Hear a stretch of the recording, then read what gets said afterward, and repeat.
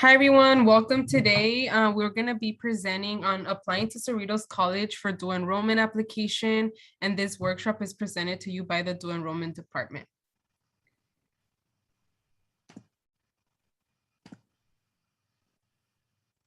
First, you will go to our homepage, which is www.cerritos.edu.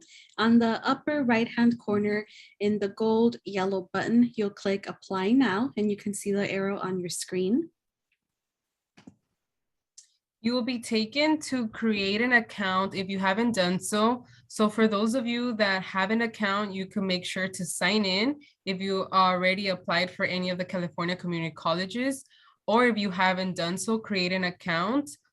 So here you'll either see the create account button or sign in. When it comes to creating your Openccc account, please be sure you do not use your school provided email. Use your personal email to ensure you will receive emails from Cerritos College, and click the button that says begin creating my account. You can see the yellow arrow pointing. You'll be prompted to enter your full legal name and then any other information that pertains. So make sure that you're looking at either your ID or any legal documents to make sure that it references your actual full name, legal name. Next, you will enter your date of birth, and please use all 4 digits of your birth year. A social security number or TIN number will be needed for dual enrollment classes, but if you don't have one, you don't have to report it. So if you see here, there'll be different options. For those of you that hold a social security number, you will select that option and enter it in here. For those of you that don't have a social security number, but have a taxpayer identification number known as TIN, you could enter that number. But if you see at the bottom of the page, you could select this little box here if you don't have neither a social security number nor a tax identification number known as TIN. Next, you'll go, when creating the account, you'll include your email address. So again, please use your personal email, not your school one. This can be a Gmail, iCloud, Yahoo, etc. And it will also ask you for your telephone number. You will most likely not need an extension or a second telephone number. A cell phone should be fine. Next, you will be asked to provide where you live, or if you live in any apartment, make sure that you provide those particular details, your city, state, and zip code of where you live. Next, you will create your username and password.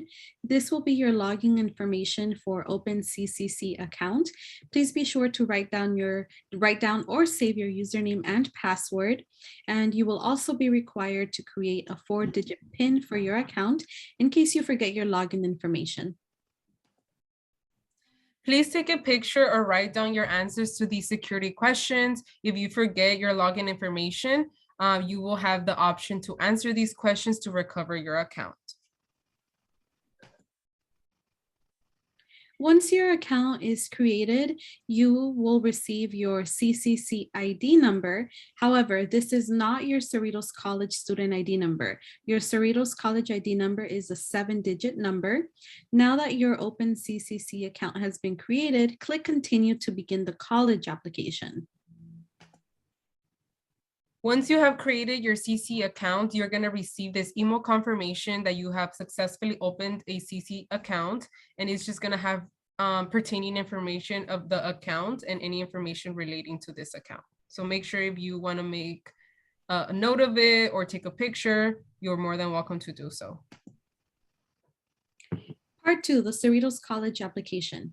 If you just created your Openccc account, you will be taken to the Cerritos College application after clicking Continue. However, if you already had an existing Openccc account and were able to sign in, click Start a New Application. Once you begin the application, you'll be asked to select the term that you're applying for. So an example could be you're applying for a fall semester, a summer semester, or a spring semester. So make sure you're using the corresponding term and year. You'll be asking your educational goal. Please select educational development. For intended major or program of study, if you're an incoming 9th grader or 10th grader, you will select special admin minor. If you're an incoming 11th grader or 12th grader, you will select college bridge. Next, at this point, please be sure that you are applying for the correct term. On the middle of the screen, you'll see that it says spring 2022. However, this can change depending on when you're applying for. For example, it could be for summer 2022, fall 2022, and so forth. You may also want to review your Openccc account if you are signing in for the first time in a while. Here, you just want to make sure you review all the entered information, make sure your full name is correct, your contact information, your phone number, if you provided a social security number. So all the details in terms of your personal information, you want to make sure that you review. Next, it will ask you for parent guardian information. Select whichever option applies to you. You will then enter the name or relationship of one of your parent or guardians.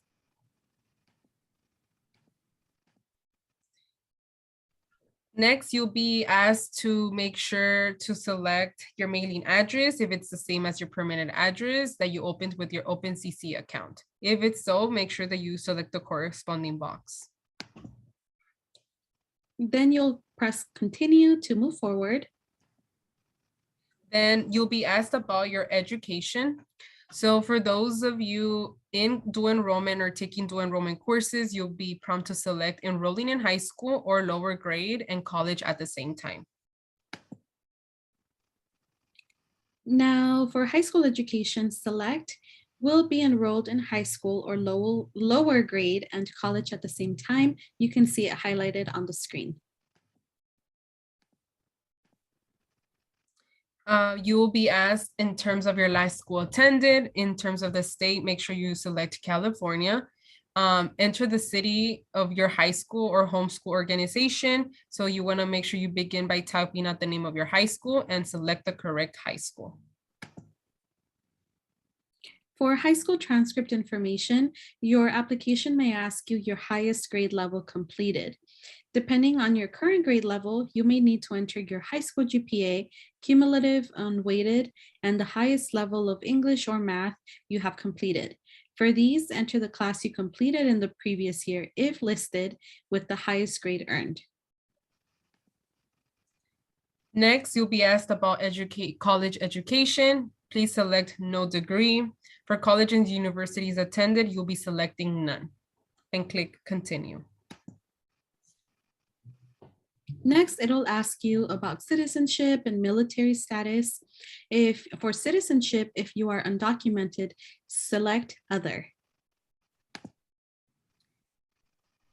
For citizenship, feel free to answer yes if your parent guardians were in the military, or if not, please select does not apply to me. For residency, check no if your parent or guardian has lived outside of California within the last 2 years. If they have only lived in California for the last 2 years, select yes. Typically, you will not need to check off any of these under out-of-state activities. You may want to check with your parent or guardian if you answered no to the previous question. Next, you'll be asked about special residency categories. You can select yes or no, depending on your particular situation. For needs and interests, it'll ask you the main language. If you're comfortable reading and writing English, select yes or no. You'll be then prompted to ask a financial assistance questions. If you're interested in receiving information about money for college, you can select yes or no. You will be then prompted to also be asked, are you receiving any of these particular programs? You can select yes or no. A lot of the times these are government programs that provide financial assistance. So just select yes or no if you receive any of these, and select no for athletic interest. For programs and services, if you have a documented disability, for example, an IEP plan or a 504 plan, you would like to receive accommodations for, check off the SPS. Otherwise, you do not need to select any other programs or services, and then click continue. You would also be asked for demographic information, so please select your gender identity that you most resonate with.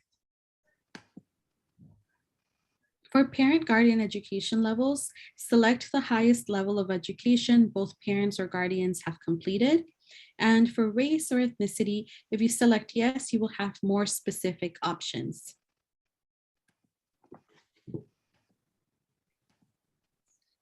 You will here select all ethnicity that you relate to and then click continue. For supplemental questions, if you have taken a Cerritos College dual enrollment course before or submitted an application in the past, please enter your Cerritos student ID. If this is the first application you are submitting to Cerritos, leave this question blank for previously enrolled. And for disabled student services, if you would like to receive information about accommodations for disability, select yes and check off whichever applies to you. Otherwise, select no.